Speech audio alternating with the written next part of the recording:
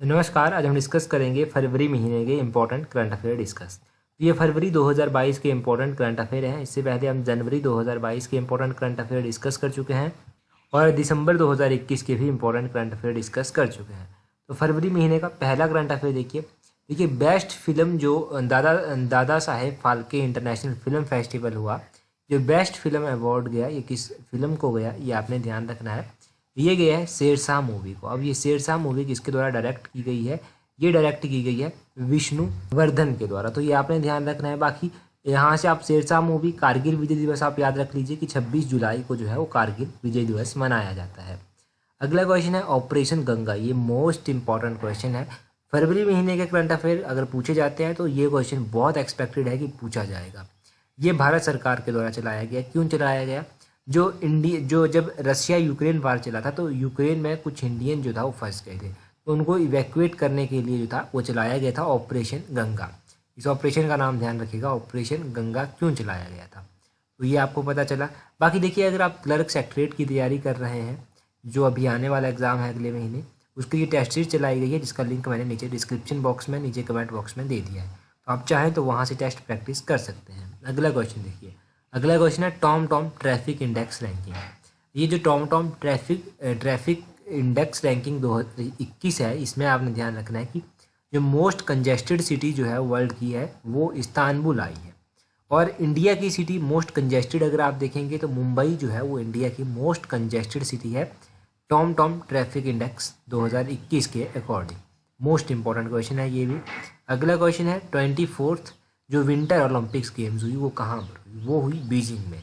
अभी बीजिंग में हुई विंटर ओलंपिक्स गेम्स। आपने ध्यान रखना है इसका मैस्कट क्या था। मैस्कट था इसका बिंग ड्विन ड्विन। तो बिंग ड्विन ड्विन इसका मैस्कट था।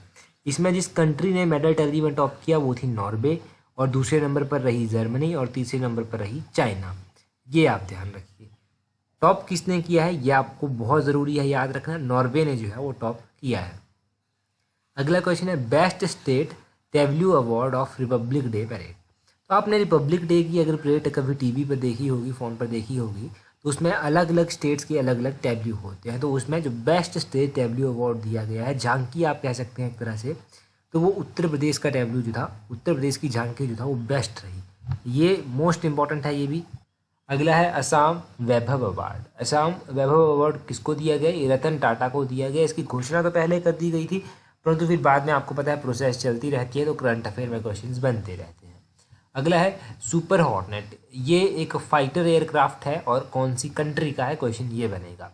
सुपर हॉर्नेट यूएसए का जो है वो फाइटर जेट है। आपने ध्यान रखना है फाइटर एयरक्राफ्ट है ये यूएसए का। और अगर बात करें नेहरू ट्रॉफी की, तो नेहरू ट्रॉफी ध्यान रखना है ये बोट रेस से संबंधित है, और ये 2022 में जो इसका वेन्यू था वो यूनाइटेड अरब एमिरेट्स था। ऑप्शन इसका यूएई जो है वो सही हो जाएगा। फिर ये आप ध्यान रखिए। अगला है राज्योत्सव अवार्ड। ये एक सिविलियन अवार्ड है और ये कौन सी स्टेट गवर्नमेंट के द्वारा दिए जाते हैं, क्वेश्चन ये बनेगा। ये जो राज्योत्सव अवार्ड है ये सिविलियन अवार्ड कर्नाटका सरकार के द्वारा दिया जाता है, कर्नाटका इसका होगा। अगला है इंटरनेशनल ओलंपिक कमेटी 2023 का जो सेशन होस्ट किया जाएगा वो कहाँ पर किया जाएगा? तो इंटरनेशनल ओलंपिक कमेटी 2023 का जो सेशन होगा वो होस्ट किया जाएगा मुंबई में। ऑप्शन मुंबई इसका मान के चलिए आप सही है। नेक्स्ट देखिए है country unveiled it's first hydrogen power train. तो पहली हाइड्रोजन पावर ट्रेन जो हाइड्रोजन से चलेगी, ये ट्रेन जापान के द्वारा जो है वो क्या की गई है? अनवील की गई है। आसान शब्दों में आप कह सकते हैं चलाई गई है। अगला है ईस्टर्न ब्रिज। ये एक एक्सरसाइज होती है ईस्टर्न 6 छठे नंबर की। ये जो एक्सरसाइज हुई ये जोधपुर में हुई। अब ये होती कौन कौन सी कंट्रीज़ के बीच में है और ये किसकी एक्सरसाइज है? तो ये एयरफोर्स की एक्सरसाइज है। तो इसको इंडियन एयरफोर्स ने पार्टिसिपेट किया था और ओमान की जो रॉयल एयरफोर्स है उसके द्वारा पार्टिसिपेट किया गया। तो ईस्टर्न ब्रिज 6 नंबर की एक्सरसाइज है, ये जोधपुर में हुई।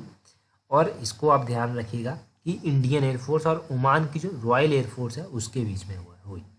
अगला है first women chairperson of SEBI. SEBI का पूरा नाम है security exchange board of India. इसका हेडक्वार्टर कहाँ पर स्थित है? चलिए आप कमेंट करके बता दीजिए कि इसका हेडक्वार्टर कहाँ पर स्थित है security exchange board of India का। अब बात करते हैं कि इसकी पहली महिला जो चेयरपर्सन बनी है वो बनी है, क्या नाम है इनका? माधवीपुरी बीच। माधवीपुरी बीच का नाम आपने याद रखना है, या फिर माधवीपुरी बूचो इनका नाम है, ये आप ध्यान रखिए।